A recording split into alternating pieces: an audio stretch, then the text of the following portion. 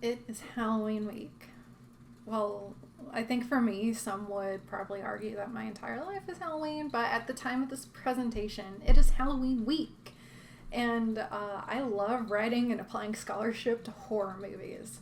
Specifically, horror movies that are bad or poorly received, maybe ones that receive less praise than the big ones like Halloween and Hereditary. So it should come to no surprise that my tiny little rusty gears in my brain started turning about which horrible movie I could write about for this class.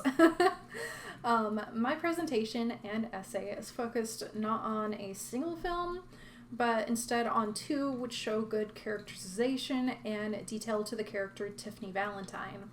I would like to explore Tiffany's role as a mother, wife, and killer along with her sexual behaviors. These will be explored in the light of Kristeva's Abjection, and by the end I hope the audiences will realize that there's more depth to Tiffany than her boobs. So if you're unfamiliar with the Child's Play franchise, I got you.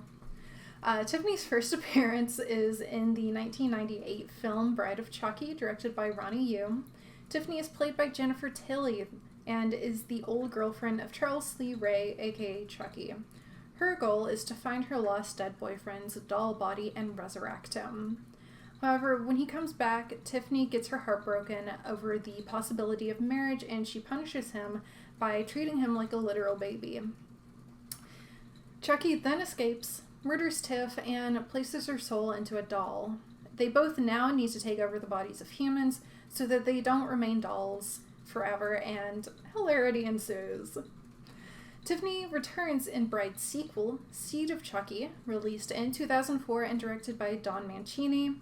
The plot of Seed of Chucky is... how do I put this?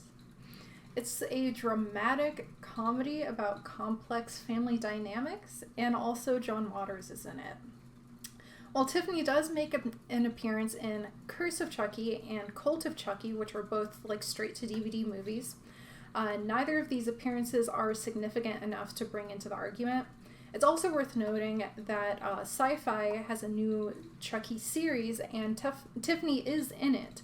But, however, the series just recently started, and I don't think they've introduced her at the time of this presentation. So this is something that I could consider later on in the future if I revisit this argument. Now that you get the gist of the films we're working with, you might be wondering how these films did with critics. Well, as you can imagine, it went pretty well. From the New York Times archive, journalist Lawrence Van Gelder had positive comments on Bride of Chucky, such as, "An excursion into the sex life of toys cannot rescue the comic grand guignol that is Bride of Chucky from the graveyard of horror sequels that lose the heartbeat of inspiration long before they die of box office anemia. And the novelty of bloody horror films built around a malevolent doll carrying the soul of a serial killer has worn thin." He then concludes his review by stating that the moment Tiffany the human dies is the moment the film loses all sense of life. Upon the release of Seed of Chucky, Anita Gates published a New York Times article giving her take on the film. Gates compliments Mancini's directorial and writing style in the film by stating, "Each Chucky film has had a different director, but Mr. Mancini has written them all. Maybe the first picture was so clever because he had co-writers, Tom Holland and John LaFaya. All indications are that Mr. Mancini benefits from the collaborative process, and that most of the humor within the film falls flat." Despite these glowing reviews, there are strangely no critical articles written about either film in Marshall's database. Why is nobody talking about these masterpieces that definitely have higher than an 80% on Rotten Tomatoes? I mean, obviously I'm joking, even a lot of the fans hate both of these films, but you know what? I am here for a fun time, not a dull time, so I am down to apply a theoretical lens to these movies. Terrible movies are my specialty, and I am here to TED Talk everyone about my wife Tiffany. And thanks to scholars such as Julia Kristeva and Carol Clover, Barbara Creed and Casey Moore, I get to express this love on a deeper level. Let's start with talking just a little bit more about Tiffany so everyone is on the same page. So she is a romantic person who believes in true love. She is a doting and unconditionally loving mother. She at least understands the role of a good wife, although she is unsuccessful in it. She is seen as Chucky's equal. She solves all conflict with violence. The only time she gets aroused is while watching someone die. And, of course, she herself is a serial killer. All of these characteristics can be observed in both Bride and Seed through Tiffany's behaviors and statements. There are several topics we could discuss with Tiffany, like the weapons she uses, my favorite being the nail file, the way that she presents herself, her role as a wife, and how she metaphorically swallows her child Glenn at the end of Seed of Chucky. But for this presentation, I want to focus on her role as a mother, the good versus the evil Tiffany, and her abnormal sexuality. In Kristeva's Powers of Horror, she discusses abjection in horror, or the act of something being outside of its systematic role, such as blood being outside of the body rather than inside. While grotesqueness can be linked with the abjection, the theory is not defined solely through body horror. Rather, Kristeva states that abjection takes place whenever something does not respect the borders, positions, and rules, and also strives to disturb identity or an orderly norm. As an example, I mentioned body horror and blood, or organs outside of the body when they're meant to be inside. Another way we could look at abjection is within the personification of animals within children's movies. Animals don't speak full cohesive sentences in real life, but within kids' media, animals stray from the natural order or the rules of the animal kingdom and perform abjection. So this is just like another way to look at this, another example. Similarly, Moore lists possible borders that are crossed within horror, and from this list, the borders that we can apply to Tiffany are the normal versus the supernatural, the good versus the evil, gender roles versus gender defiance, normal versus abnormal sexual desire, and finally from Creed in her book The Monstrous Feminine, the clean body versus the abject body. I think the most obvious ones here are the normal versus supernatural and the clean versus abject bodies, especially within Bride of Chucky. The clean body is how we're introduced to Tiffany. She's familiar, she's human, she's woman. After death, Tiffany becomes other. Not only is she revived and her soul is transferred through supernatural means, but Tiffany's physical body becomes the objection of what a body can be. She becomes a possessed doll. Dolls don't come to life, and you certainly cannot use New Jersey voodoo magic to place your soul within a doll or any object. Within good versus evil, there are two ways one can look at how this is being used in the films. There is the more obvious example of good being defined as characters such as Jade, who are normal, human, and dull, as opposed to the knife-wielding, sexually deviant Tiffany.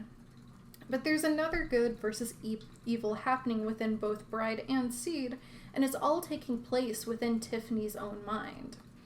There is a good Tiffany who wishes to play the role of a perfect wife and mother versus an evil Tiffany who, again, solves conflict with violence and is incredibly hot-headed.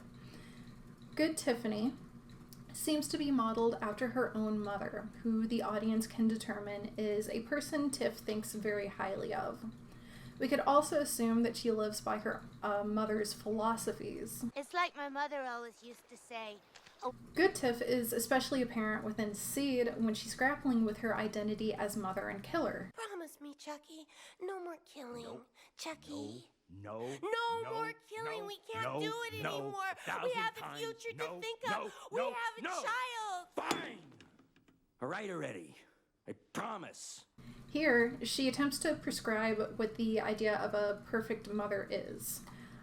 In the article, The Myth of the Perfect Mother, Bobby Wilborn states that The popular literature, which has bombarded mothers in recent years, has brought about an awareness that mothers greatly influence their child's personality, and that realization appears to have led to the belief that mothers carry full responsibility for every aspect of their child's development. Wilburn then goes on to discuss how mothers feel they must give up themselves and focus solely on the child in order to be perceived as perfect. The mother may feel that to be successful, she must do everything for the sake of the child. This is the exact performance that audiences see from Tiffany within Seed. It is her goodness, her selflessness, and traces of her own mother and childhood, instructing her how to behave in this situation. What is interesting about Tiffany is that she realizes her own objection at least once in both of these films, and is seen struggling with the evil Tiffany in order to regain boundaries, balance, and order. Moore states, when a subject encounters the monstrous, the abject, he or she experiences such a crisis because he realizes this illusion of the unified self. Audiences see Tiffany going through a crisis in abjection in relation to motherhood, but also towards the end of Bride of Chucky, upon realizing her and Chucky are selfishly ruining the lives of a very young, loving couple.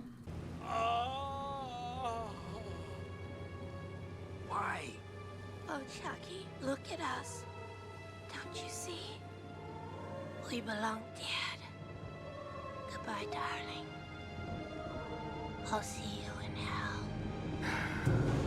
In both films, Tiffany realizes the instability of her imagined identity, and she must push the abject away or face self-annihilation. Finally, for this presentation, I want to touch on Tiffany's sexual desires in Abjection. A normal connotative definition of desire might be along the lines of person-to-person attraction and arousal.